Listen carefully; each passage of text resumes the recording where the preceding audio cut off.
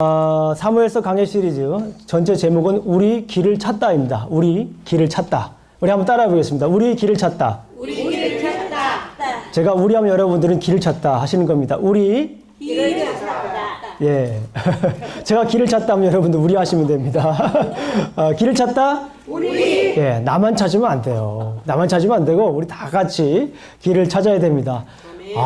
이 사무엘서 강해 시리즈를 하면서 어쩜 그렇게 제목을 잘 지었을까? 저 혼자 그냥 생각해봅니다. 맨날 다. 혼자요. 네. 네, 전체 제목입니다. 사무엘서 하까지 길이 이 제목이 되겠습니다. 자, 사무엘상 14장 1절부터 23절까지 있는 말씀이고요. 제목은 믿음으로 나아가리입니다. 자, 여러분들 지난주에 말씀을 한번 떠올려 보겠습니다. 지난주에 어떤 일이 있었습니까? 이스라엘의 첫 번째 왕 사울의 어떤 모습이었죠? 위기의 모습이었어요. 크라이시스. 사울의 위기였을 뿐만 아니라 이스라엘의 위기였던 것을 우리가 지난주에 한번 살펴보았습니다. 그런데 중요한 것은 그 위기의 원인이 무엇이었습니까? 그렇죠. 예, 실패한 예배였습니다. 너무 잘하면 감사합니다. 네, 실패한 예배였습니다. 왜 실패를 예배했습니까? 예배를 어떻게 드렸죠? 예. 지난주에 설교까지 다 기억을 하시는 거예요?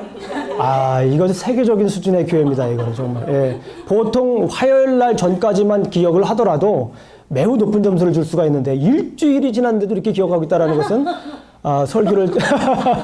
설교 전하는 사람이 아주 잘 전하든지 아니면 아주 설교 말씀을 잘 듣든지 라고 이렇게 할 수 있는데 저는 오늘 둘 다라고 말씀을 드리고 싶습니다. 자, 부득이한 예배를 드렸기 때문에 그렇습니다. 부득이한 예배가 어떤 예배입니까? 마지못해서 드리는 예배, 어쩔 수 없이 드리는 예배 때문에 위험에 처했다는 것을 지난주에 살펴보았습니다.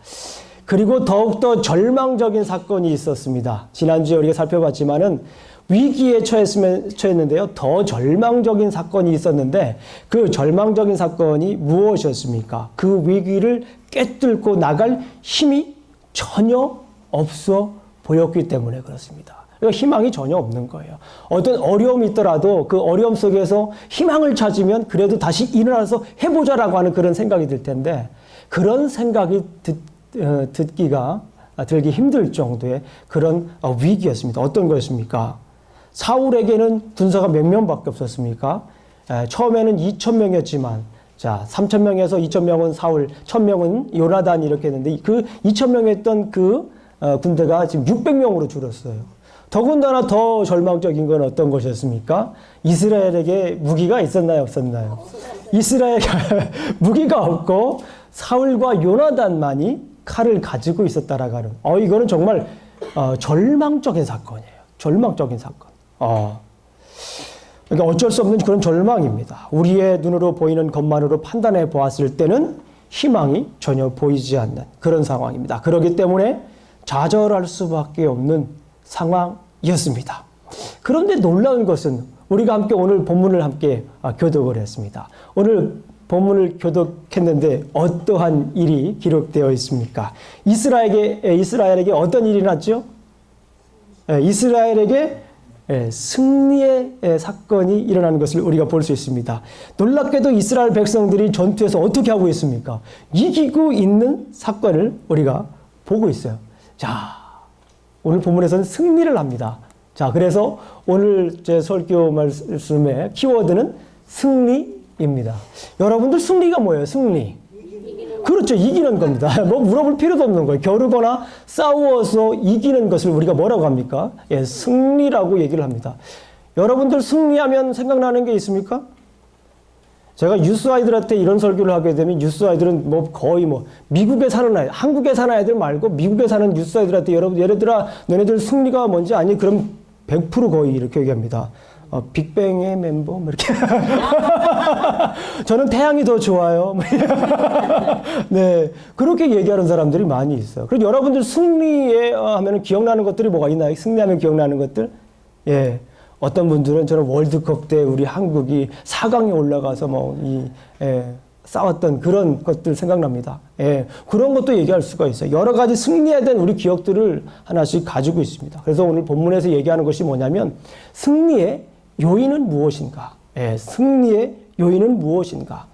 이스라엘 백성들이 위기에 처해 있었습니다. 무기도 없었어요. 어떻게 보면 절망 가운데 있었지만 오늘 본문의 말씀을 보니까 다시 한 장 지나고 나 보니까 다시 승리를 했어요. 그렇다면 어떻게 해서 이스라엘 백성들이 승리를 했을까라고 하는 것을 우리가 살펴볼 필요가 있습니다. 그리고 오늘 본문에서 제가 묵상한 바에 의하면, 제가 연구한 바에 의하면 오늘 본문에서 얘기하고자 하는 것은 바로 승리의 요인에 대해서 이야기를 하고 있습니다. 누구의 승리의 요인입니까? 이스라엘 백성의 승리의 요인입니다. 성경 속에서 말하는 승리의 요인을 알게 되면 오늘날 우리가 살아가는 우리에게도 우리가 어떻게 하면 승리하며 살아갈 수 있을지 또 깨달을 수가 있기 때문에 오늘 말씀을 함께 잠시 나누도록 하겠습니다. 여러분들 잘 보셨듯이 이스라엘의 승리가 있었습니다. 한번 16절을 한번 보겠습니다. 16절에 있는 말씀을 먼저 한번 보겠습니다. 16절. 자, 이스라엘 16절에 있는 말씀을 보겠습니다. 14장 16절에 있는 말씀을 한번 보도록 하겠습니다. 14장 16절에 있는 말씀을 보게 되면 이스라엘의 승리가 나와요. 특별히 그러면서 블레셋의 전투가 나옵니다. 14장 16절 말씀을 다 같이 한번 큰 목소리로 한번 읽어보도록 하겠습니다. 시작. 베냐민 기브아에 있는 사울의 바스꾼이 바라본 즉 허다한 블레셋 사람들이 무너져 이리저리 흩어졌더라. 아주 블레셋의 전투를 보게 되면 우스꽝스러운 전투가 일어나고 있습니다. 어떤 전투입니다. 우리의 상식으로는 도저히 이해가 안 되는, 이해할 수 없는 그런 일들이 일어나고 있습니다.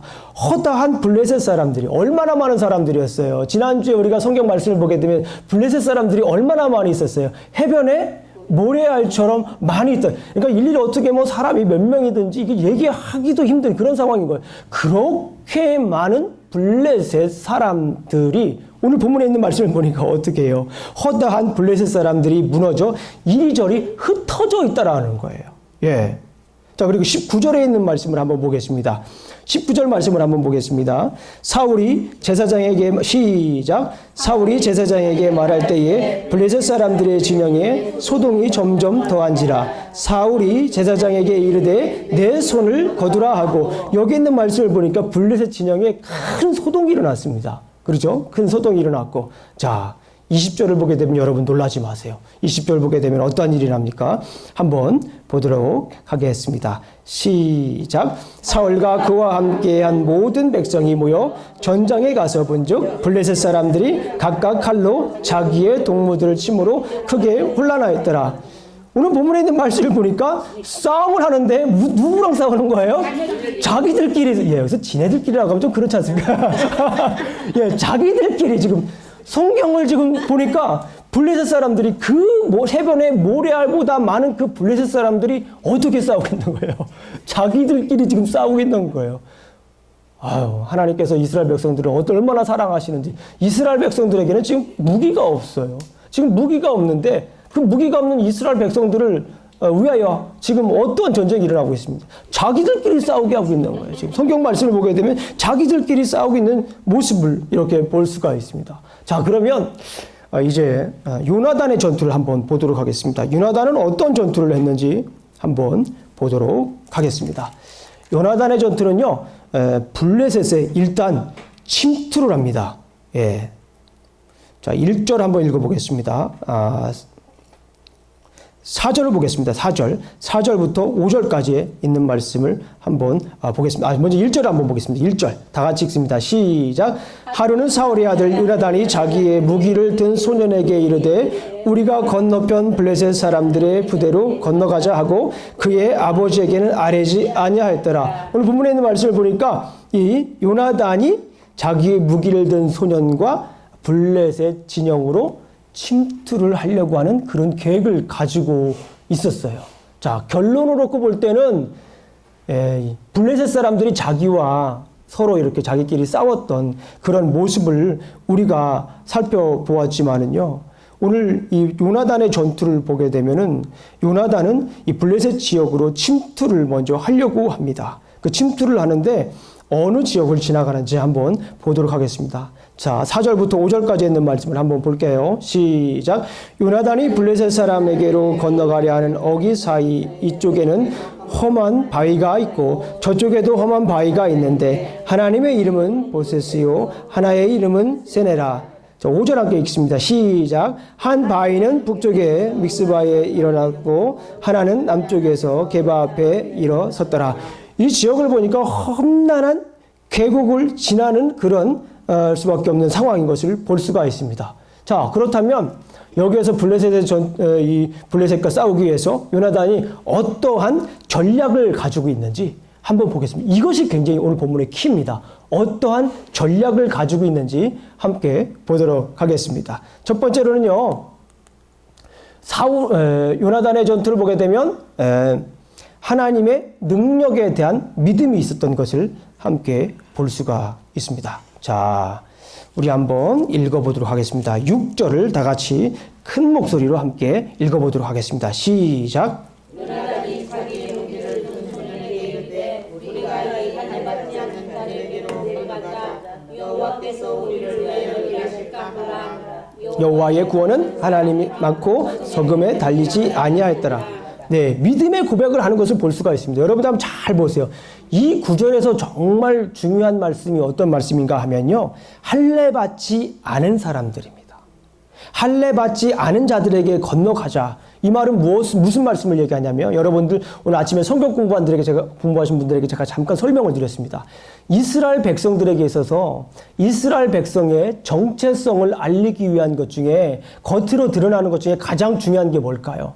할례입니다. 겉으로 드러나는 표징 중에 하나가 이 할례입니다. 할례를 받은 사람들은 어느 나라 백성들이에요? 이스라엘 백성들입니다. circumcision 한 사람들. 이스라엘 백성들이고, 다시 말씀을 드리면 이스라엘 백성들이라고 하는 것은 하나님의 백성이라고 하는 것을 말씀을 드릴 수가 있습니다. 다시 말씀을 드리면 언약 백성이라고 하는 것을 우리가 여기서 강조하고 있다는 거죠. 지금 요나단이 가만히 보니까 요나단이 자기 스스로를, 자기 이스라엘 백성들을 한번 가만히 보는 겁니다. 그런데 지금 전에 장에서 보듯이 무기가 그렇게 많다고, 사람들이 그렇게 많다고, 사람들이 지금 벌벌벌벌 떨고 있는 모습을 보고 있어요. 근데 요나단은 여기에서 그것을 가만히 보니까, 아니, 저 할례받지 않은 사람들이, 이 하나님의 백성인 사람들이 저 할례받지 않은 그 사람들 앞에서 이렇게 벌벌벌벌 떨고 있는 모습을 보고 요나단은 어떻게 했을까요? 가슴을 치는 거예요. 지금 이 할례받지 못한 저희 블레셋 사람들 앞에서 하나님의 백성으로서, 할례받은 하나님의 백성으로서 우리가 이곳에서 지금 뭐 하고 있냐는 거예요. 지금 따지고 있는 거예요. 다시 말씀을 드리면, 이 말씀을 우리가 조금 더 묵상해 보면 이런 생각을 할 수가 있습니까? 우리가 할례받은 사람이라고 하는 것은 뭐예요? 이스라엘 백성들이 할례받은 사람이라는 것은 아까 다시 말씀드리는 것처럼 이스라엘 백성들입니다. 하나님의 백성들이에요. 근데 여러분 생각해 보세요. 하나님의 백성들이 어떤 사람입니까? 하나님의 백성이 어떤 사람이죠? 예, 언약 백성. 하나님의 백성이 어떤 사람이에요? 창세기를 한번 가보겠습니다. 지난주에도 우리가 가봤지만 너무나 중요한 말씀이에요. 창세기에 가보게 되면 창세기 1장 28절에 하나님께서 우리를 창조하셨어요. 우리를 창조하셨는데 어떻게 창조하셨습니까? 하나님의 형상으로 창조하셨어요. 하나님의 형상으로 창조한 것뿐만 아니라 하나님의 형상으로 창조한 다음에 이 세상을 어떻게 하라고 말씀하셨어요? 다스리라고 말씀하셨어요. 다민이라는 거예요. 예, 이 세상을 다스리라고 말씀하셨어요. 그러니까 우리는 하나님의 백성으로서 이 세상을 어떻게 해야 돼요?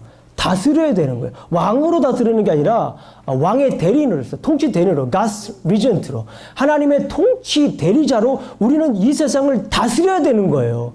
이 세상을 지금 다스려야 될 하나님의 백성이 사람이 많다고, 무기가 그렇게 많이 있다고, 거기서 벌벌벌벌 떨고 있는 그 모습을 보고 요나단은 지금 한탄하고 있는 거예요. 하나님께서는 우리 이 세상을 다스리라고 하셨고, 이 세상을 또 어떻게 하십니까? 2장 15절. 창세기 2장 15절 말씀을 보게 되면 에덴 동산에 우리가 뭐 어떻게 하라고 합니까? 경작하고 뭐 하는 거예요? 지키라라고 말씀하는 거죠. 2장 15절 한번 찾아보겠습니다. 중요한 말씀이기 때문에 창세기 1장 28절 말씀을 잘 아시지만은 창세기 2장 15절 말씀을 여러분들이 읽으시면서 많이 놓칠 수 있는 말씀이에요. 한번 성경을 한번 펴보겠습니다. 2장 15절을 다 같이 한번 보도록 하겠습니다. 2장 15절에 있는 말씀이에요. 자, 큰 목소리. 여러분 성경 가지고 있는 분들은요, 성경에다 동그라미를 한번 그으세요. 예. 하이라이트로 하셔도 괜찮습니다. 자, 2장 15절 말씀을 함께 보도록 하겠습니다. 시작. 여호와 하나님이 그 사람을 이끌어 에덴 동산에 두어 그것을 경작하며 지키게 하시고, 예, 경작하며 지키게 하고. 옛날 성경을 가지고 계신 분들은 약간 번역이 좀 다를 수가 있습니다. 경작하고 다스리라고 하는 말씀은 뭐냐면요, 이거는 아까 1장 28절에 있는 말씀은 왕의 대리자로서, 왕의 통치 대리자로서 이 세상을 다스리라는 거예요. 언약 백성으로서요. 그런데 2장 15절에서 경작하며 지키라라고 하는 이 말씀은 무슨 말씀이냐면 제사장으로서. 누구로서요? 제사장으로서. 제사장이 뭐 하는 사람입니까? 예배를 드리는 관장하는 사람 아닙니까? 말씀을 가르치는 사람 아닙니까? 이 세상을 우리가 제사장으로서 다스려야 돼요. 지켜야 돼요. 다시 말씀해. 할례 받은 이 말이 얼마나 중요한 말씀이에요. 여러분들 생각해 보셔야 돼요. 언약 백성이에요. 다시 말씀을 드리면 하나님께서 그 언약 백성에게 명령하시기를 이 세상을 어떻게 하라고요? 다스리라고요. 이 세상을 하나님의 통치 대리자로서 다스리라는 그런 위임 명령을 주셨어요. 그레이트 커미션을 주셨다고요. 그런 위임 명령을 주셨고, 제사장으로서 이 제사장의 나라를 잘 간직하라, 잘 지키라고 하는 말씀이에요. 지금 잘 지키고 있는 상황입니까? 이스라엘 백성들이 지금 어떻게 하고 있어요? 이 나라, 블레셋 사람들 앞에 지금 벌벌벌 떨고 있지 않습니까? 벌벌벌 떨고 있는 그런 모습을 보면서 요나단은, 다른 사람들은 어떻게 볼지 몰라요. 지금 요나단은 지금 그 상황을 믿음의 시각으로, 무슨 시각으로 보고 있다는 거예요? 믿음의 시각으로 그 상황을 지금 파악하고 있다는 거예요. 자기가 누구인지를 지금 다시 한번 깨닫고 있는 거예요. 언약 백성으로서. 하나님께서 이 세상을 지으면서 우리를 택하셔서 이 세상을 다스리고 통치하고 지키라고 말씀했는데 지금 지키지 못하고 다스리지 못하고 그런 상황, 이 무기 앞에서 눈에 보이는 블레셋 군대 앞에서 이렇게 벌벌벌 떠고 있는 이 모습을 보면서 한탄하고 있는 거예요. 그리고 여기에서 믿음의 고백을 그 다음에 하게 됩니다. 이런 말씀을 다시 한번 마음에 새기면서 믿음의 고백을 하는데 그 고백이 6절 하반절에 나와 있는 말씀이에요. 자, 여호와의 구원. 자, 6절을 다 같이 한번 읽어보겠습니다. 다시 한번 이런 말씀을 들으셨으니까 좀 더 깊게 알 수 있어요. 자, 14장 6절 말씀을 한번 보도록 합니다. 시작. 요나단이 자기의 무기를 든 소년에게 이르되 우리가 이 할례 받지 않은 자들에게로 건너가자. 여호와께서 우리를 위하여 일하실까 하노라. 여호와의 구원은 사람이 많고 적음에 달리지 아니하였더라. 지금 이렇게 지금 요나단이 믿음의 고백을 하고 있는 거예요. 그 사건을 눈에 보이는 것으로만 보이는 것이 아니라 눈에 보이지 않는 믿음의 시각으로 지금 그 전쟁을 바라보고 있는 거예요. 여호와의 구원은 어떻습니까? 사람이 많고 적음이 아니에요. 우리가 보이는 것처럼 사람의 눈으로 보았을 때는 도저히 감당할 수가 없는 거예요. 사람의 눈으로 봤을 때는 그 상황은 완전히 절망입니다. 사람의 눈으로 봤을 때는 그것은 완전히 좌절입니다. 사람의 눈으로 봤을 때는 그것은 눈물뿐이에요. 사람의 눈으로 봤을 때 그것은 뭐예요? 아픔뿐입니다. 어디 가서 얘기할 수도 없어요. 통곡이에요, 통곡. 그러나 믿음의 시각으로 그것을 바라보았을 때는 이렇게 고백하는 거예요. 구원은 사람의 많고 적음이 아니라 하나님의 손에 달려있다. 이런 믿음의 고백을 지금 하고 있는 거예요. 어떤 것? 이런 믿음의 시각으로 지금 이렇게 이 사건을 해석하고 있는 모습을 우리가 볼 수 있습니다. 여러분들 제가 미리 말씀드리지만요. 사무엘상 17장에 가면 여러분들이 잘 아는 사람이 나옵니다. 누가 나올까요? 다윗과 골리앗. 예. 다윗과 골리앗이 나옵니다. 다윗과 골리앗이 나오는데 이때도 마찬가지예요. 골리앗은 어떤 사람입니까? 골리앗은요, 영어 성경에 보게 되면 챔피언이에요, 챔피언. 예. 필리스틴 챔피언이 골리앗입니다. 그 챔피언 앞에서 이스라엘 백성들이 벌벌벌벌 떨고 있잖아요. 그런데 누가 그 앞에 나갑니까? 다윗. 너무나도 키 차이도 많이 나죠. 다윗은 역시 그때도 무기가 없었어요. 사울이 불쌍하니까 내 갑옷 입고 나가는데 그것조차도 맞질 않아요. 그래서 그것조차도 입을 수 없는 그런 상황이었습니다. 가만히 지나고 나보니까 이 블레셋의 챔피언 골리앗이 누구를 욕하고 있는 거예요? 사울 왕을 욕했으면 아마 다윗이 아마도 그렇게 나가지 않았을 거예요. 그런데 하나님을 욕하고 있잖아요, 지금. 네 전장, 네가 이 천지를 만드신 네 하나님 나오라는 거예요, 지금 내가 이 막대기로 내가 그냥 무찌르겠다는 거예요, 지금. 그러니까 얼마나 지금 막 화가 나는 거예요. 그 소리를 들은 다윗이 골리앗을 향하여서 어떻게 합니까? 나갑니다. 예. 믿음의 시각을 가지고 너는 칼과 단창으로 싸우지만 나는 만군의 여호와 하나님의 이름으로 나간다라는 거예요. 그 안에 있는 그 신을 본 거고 내 안에 있는 하나님이 있는 것을 지금 믿음의 시각으로 다윗은 본 거예요. 마찬가지로 오늘 본문에서도 요나단이라고 하는 사람은 뭐예요? 믿음의 시각으로 그 사건을 보고 있습니다. 저는 이 성경을 읽었을 때 그런 생각이 들었어요. 여러분들 지난 장에 보게 되면 13장 14절을 한번 읽어보겠습니다. 13장 14절 다 같이 한번 읽어보겠습니다. 시작. 여호와께서 왕에게 명령하신 바를 왕이 지키지 아니하였으므로 여호와께서 그의 마음에 맞는 사람을 구하여 그렇죠.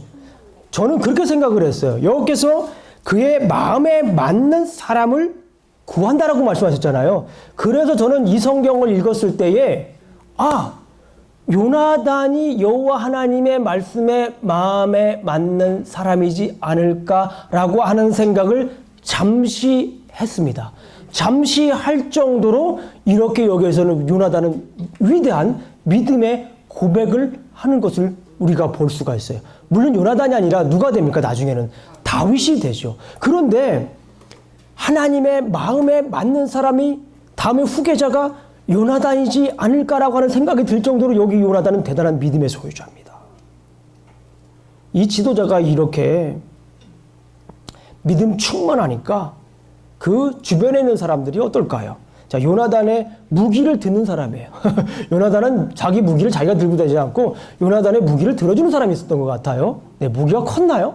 어쨌거나 이 무기를 들어주는 사람이 있었어요. 7절 말씀을 한번 보겠습니다. 14장 7절에 있는 말씀을 함께 보도록 하겠습니다. 시작. 무기를 든 자가 그에게 이르되 당신의 마음에 있는 대로 다 행하여 앞서 가소서. 내가 당신과 마음을 같이하여 따르리이다. 요나단만 대단한 줄 알았어요. 요나단만 대단한 줄 알았더니 요나단 옆에 있는 요나단을 섬기는 이 사람도 대단한 거예요. 요나단이 이렇게 믿음의 시각으로 보니까 요나단이 말씀 충만하니까 믿음 충만하니까 요나단과 함께 있었던 이 요나단의 무기를 옮기는 사람, 이 소년도 역시 믿음이 되잖아요. 당신의 뭐라고 한 거예요? 당신의 마음에 품은 대로 하라는 거예요. 그 마음대로 하라는 거예요. 마음과 같이 하라는 거예요. 그러면 나도 어떻게 하겠다라는 거예요? 나도 따르겠다라는 거예요. 그러니까 요나단의 믿음과 지금 이 요나단의 무기를 나르는 그 소년과의 믿음이 아주 비슷한 것을 우리가 볼 수 있습니다. 그리고 10절 말씀을 보게 되면은 하나님의 표징을 구합니다. 가서 사인을 구합니다. 그 사인 뭡니까? 아주 간단해요. 어떤 것인지 한번 10절을 한번 읽어보겠습니다. 자, 우리가 치러 가야 될지 말아야 될지 하나님께서 보여주신 사인입니다. 10절 말씀을 보겠습니다. 시작. 그들이 만일 말하기를 우리에게로 올라오라 하면 우리가 올라갈 것은 여호와께서 그들을 우리 손에 넘기셨으니 이것이 우리에게 표징이 되리라. 이 두 사람이 블레셋 진영으로 이렇게 갑니다. 가는데 거기서 올라가야 될지 말아야 될지 사인이 뭐냐면 자, 그 사람들이 올라오라고 그러면 어떻게 해요? 올라오고 오지 말라고 그러면 안 가는 거예요. 아주 간단하죠. 아주 간단한 사인입니다. 그런데 그 사람들이 어떻게 합니까? 거기 쓰라고 합니까? 올라오라고 해요? 올라오라고 합니다. 올라오라니까 어떻게 할까요? 올라갑니다. 이게 하나님의 사인이에요.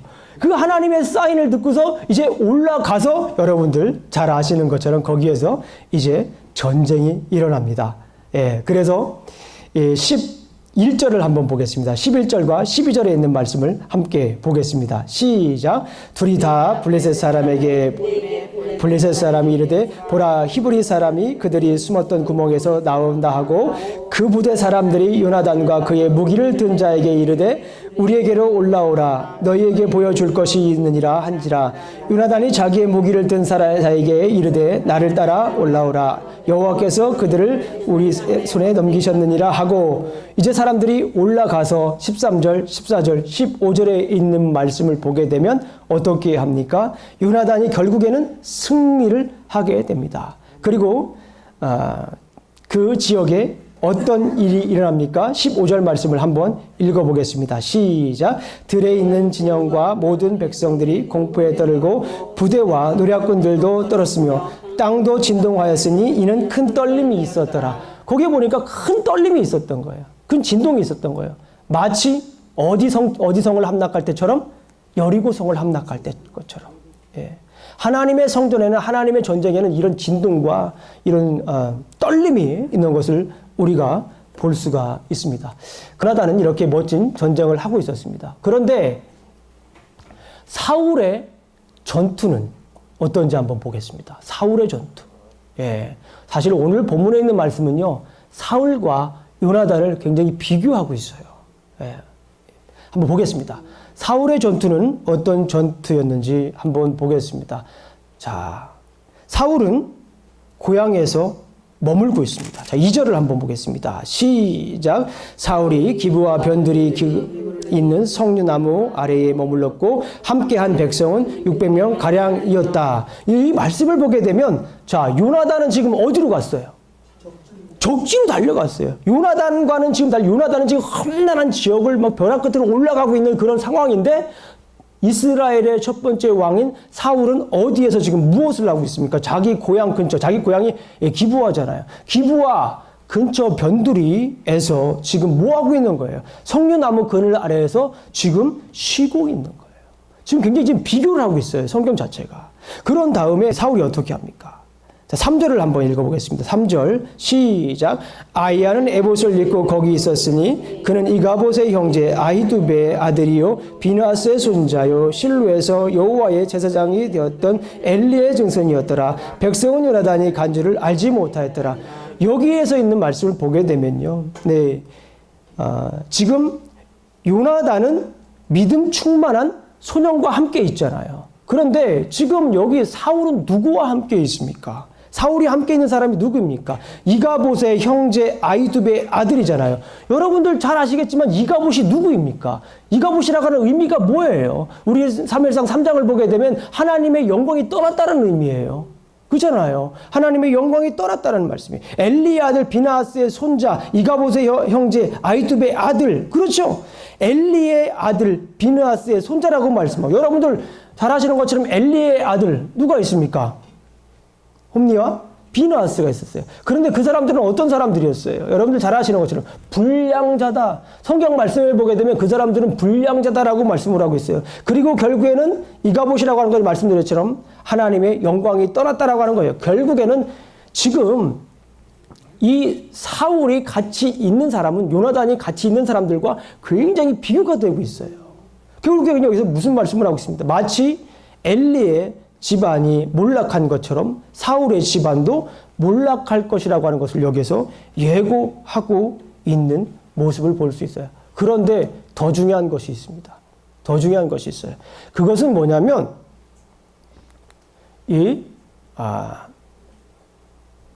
사울이 예배를 또다시 실패합니다. 18절에 있는 말씀을 한번 보겠습니다. 18절 말씀을 한번 보겠습니다.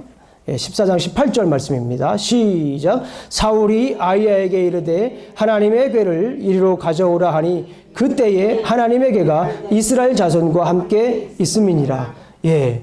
여기서 보게 되면 여러분들 우리가 사무엘상 앞에서 보았듯이 사무엘상 4장과 6장에는 뭐에 관계된 이야기가 나와 있어요? 언약궤에 관련된 이야기가 나와 있어요. 근데 그때 당시 이스라엘 백성들이 가장 크게 잘못한 일이 뭐였습니까? 언약궤를 마치 뭐처럼 했어요? 미신처럼 섬겼잖아요. 만약 언약궤만 갖다 놓으면은 전쟁이 당연히 승리할 것이라고 하는 그런 막연한 생각을 가지고 있어요. 언약궤라고 하는 것은 하나님의 임재의 상징이에요. 언약궤가 있으면 하나님이 반드시 있는 것은 아니에요. 중요한 것은 이스라엘 백성들은 하나님의 임재를 구해야 되는데 하나님의 임재를 구하는 대신에 하나님의 임재의 상징인 언약궤를 갖다 놓고 거기에서 이스라엘 백성들이 패한 경험이 있어요. 그런데 제가 오늘 이 성경 말씀을 볼 때 또다시 그런 생각이 드는 거예요. 사울은 정말 하나님의 임재를 구하는 것이 아니라 하나님의 말씀을 구하는 것이 아니라 진정으로 예배를 드리려고 하는 것이 아니라 그 언약궤를 갖다 놓으면 이 전쟁에서 이길 것과 같은 그런 막연한 생각을 가지고 지금 언약궤를 지금 갖다 놓고 있다는 것이에요. 19절을 보세요. 19절 말씀 함께 읽습니다. 시작. 사울이 제사장에게 말할 때에 블레셋 사람들의 진영에 소동이 점점 더한지라 사울이 제사장에게 이르되 내 손을 거두라 하니, 여기 있는 말씀을 보니까 드리던 예배마저도 어떻게 합니까? 중단시키는 거예요. 드리던 예배마저도 중단시키고 이제 돌아가는 모습을 우리가 살펴보았습니다. 자, 앞에 있는 말씀을 한번 보세요. 앞에 있는 말씀을 보세요. 이렇게 하면 정리가 된 거예요. 그런데 정말 중요한 것이 하나 있습니다. 정말 중요한 거. 오늘 이 요나단의 전투와 사울의 전투와 블레셋의 전투, 이스라엘의 전투를 우리가 쭉 살펴보았지만 오늘 본문에서 얘기하는 것이 무엇입니까? 예, 하나님의 전투입니다. 누구의 전투라고요? 하나님의 전투예요. 오늘 본문에는 주인공이 요나단이에요. 그리고 사울은 요나단의 프로타고니스트, 안타고니스트, 적대자입니다. 그런데 오늘 본문에서 보이지 않는 주인공이 있어요. 그 주인공이 누구입니까? 하나님입니다. 자, 한번 6절 말씀을 다시 한번 읽겠습니다. 자, 6절 말씀을 읽으시면서 제가 저와 같이 읽으시면서 하나님이 나오시면, 구원이 나오시면 동그라미를 치시는 거예요. 14장 6절을 함께 읽습니다. 시작. 요나단이 자기의 무기를 든 소년에게 이르되 우리가 이 할례 받지 않은 자들에게 건너가자 여호와께서 우리를 위하여 일하실까 하노라.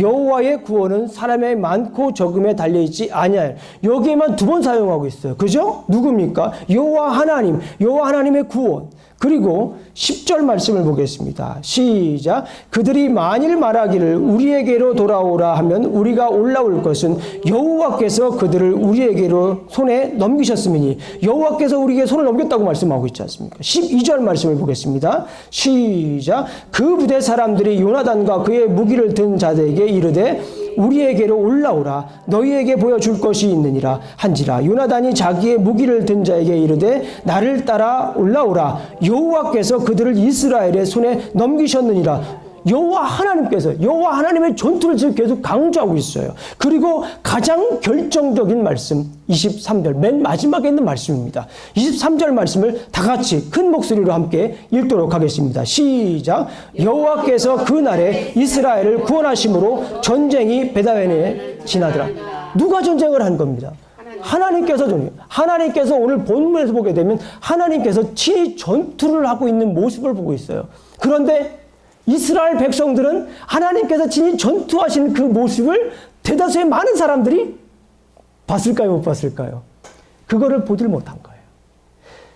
사람들이 그렇게 많으니까, 블레셋 사람들이 그렇게 많으니까 병거가 3만이었다고 하잖아요. 그렇게 많은 전략과 그렇게 많은 군사가 있으니까 거기에 눈이 어두워서 하나님을 보지 못하는 거예요. 하나님께서 일하시는 모습을 지금 보지 못하고 있는 거예요. 그런데 우리가 지금껏 살펴보았지만 오늘 본문에서 얘기하고자 하는 것이 무엇입니까?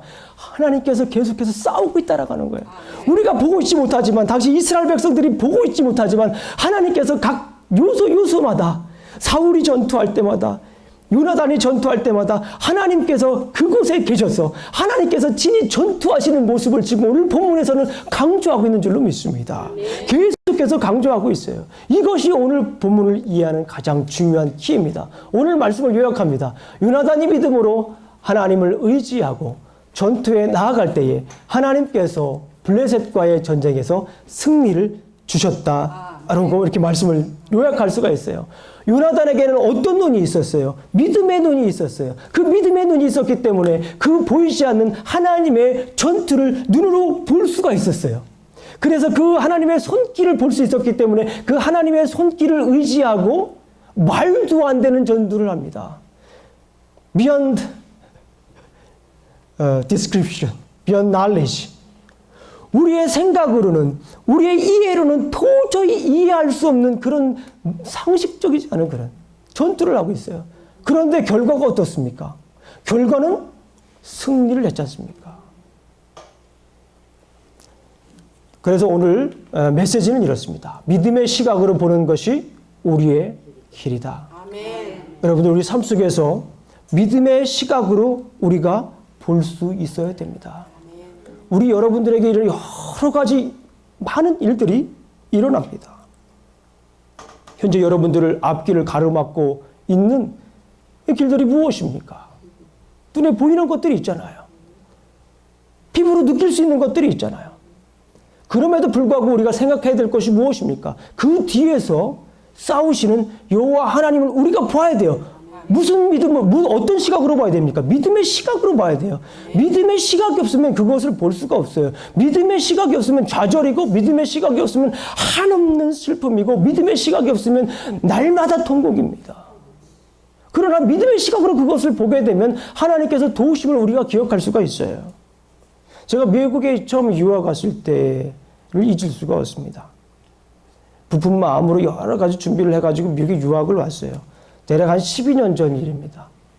처음에 미국에 뭐 침례교 목사다 보니까 포트월스에 있는 사우스웨스턴 베프티스트 젤라지컬 세미너리가 이 침례교 신학교 굉장히 좋은 학교입니다. 저희 담임 목사님, 교수님 다 추천을 해가지고 이 학교에 왔어요. 굉장히 부푼 마음을 가지고 왔습니다. 강의실에 처음에 들어가 보니까 몇 명 있었게요? 5명 있었어요.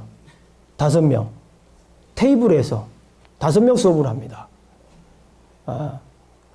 그 수업에 저는 메스터로 들어왔어요. 그런데 그 수업에 참석한 사람이 4명이 PhD 학생이에요.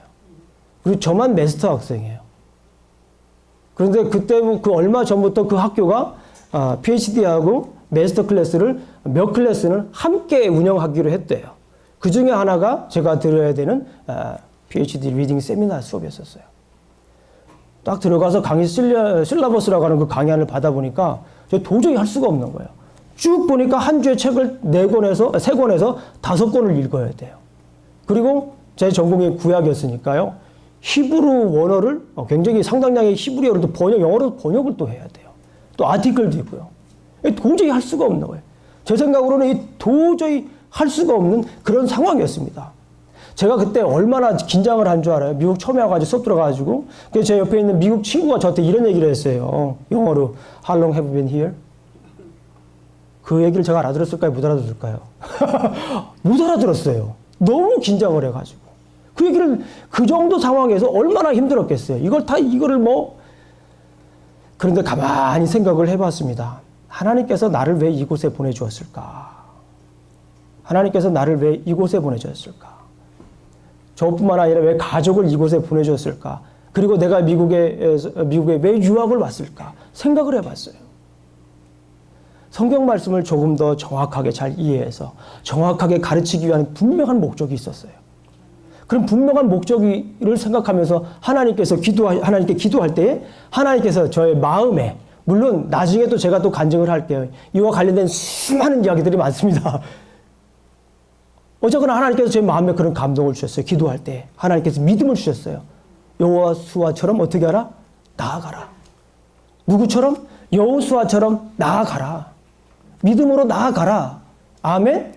이런 얘기를 할 때는 아멘을 하시는 거예요. 네. 여호수아처럼 믿음으로 나아가라라고 그래요. How long have you been here를 못 알아듣고서 쩔쩔맸다. 물론 여러분들 그렇다고 해서 제 토플 성적이나 GRE 성적은 높습니다. 근데 긴장을 해서 못 알아듣을 뿐이죠.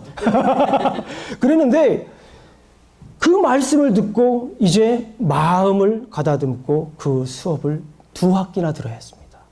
네. 여러분들 저한테 성적 한번 물어보세요. 목사님 성적 얼마나 맞았어요? 한번 물어보세요. 얘기 안 할 거예요. 어쨌거나 성공적으로 그 수업을 들을 수 있었습니다. 제가 볼 때는, 제 상황으로 볼 때는 도저히 할 수가 없어요.